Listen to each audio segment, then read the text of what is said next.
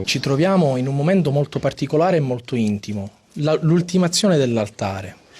C'è un allestitore, Giancarlo, che lui oltre ad allestire gli altari realizza anche le cuddure. Tutto viene sistemato adesso con ordine, perché deve poi rispecchiare la bellezza dell'altare. Io sono nato con gli altari, i disegni non ne ho mai fatti, nascono da soli i disegni. Cioè, il giorno che io stabilisco di venire qui, realizzo gli altari. Cioè prima vedi un po' come... Prima con la famiglia vedo l'ambiente, dove lo devono fare, cosa vogliono, se lo vogliono bianco, colorato, questo sta a loro decidere come. Qual è la tua idea? Nel senso è rotondo, poi la cena di solito è tutta rotonda, diversa, nel senso che poi magari vedete negli altri altari. E qua è messa leggermente a metà, diciamo, e di qua ho messo le altre cose. Quindi fai un elenco delle cose che hai bisogno prima alla famiglia. Mi chiedono cosa serve, nel senso cosa si devono farmi trovare, bicchieri, posate, tutto questo. Insomma, un gran lavoro. È un gran lavoro. Architetto. Sì. Proprio un architetto. Già siamo pronti per l'anno prossimo. Non è vero che è nato bianco l'altare, detto dalle persone anziane.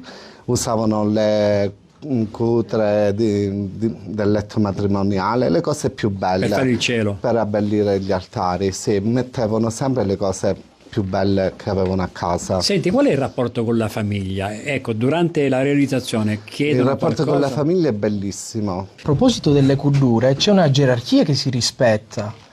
E proprio in questo giorno avviene la cosiddetta processione delle cuddure. Cosa significa? Le cuddure, per essere disposte sul tavolo, devono seguire un ordine ben preciso. Quindi la prima cuddura che deve essere portata è quella di Gesù. Ah, quindi è un protocollo ben definito. Sì, certamente. Poi segue quella di Maria, quella di San Giuseppe, Sant'Anna, San Gioacchino, eccetera, eccetera. Quindi se uno ne volesse mettere 15, sì, deve devono seguire una ordine. gerarchia ben precisa. Questo sì, sì. Fatto bene. A tal che proposito, la signora poco fa parlava della cuddura di San Giuseppe e della maestranza di San Giuseppe.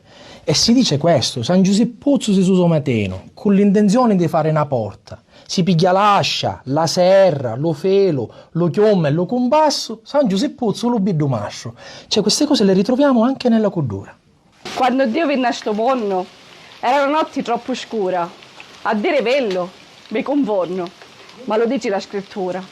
Quando Dio si incarnare, manda l'angelo Gabriele a Maria a salutare, la regina dei cieli.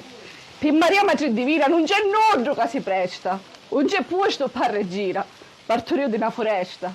Ne mancavano palazzi, all'urre della natura, ma partoriò fra gli sapazzi, di una povera manciatura. Figlio di veno, nascisti tu e il nostro cuore contento fu, nascisti povero, ma ricco d'amore, nascisti tu e nasci un altro sole.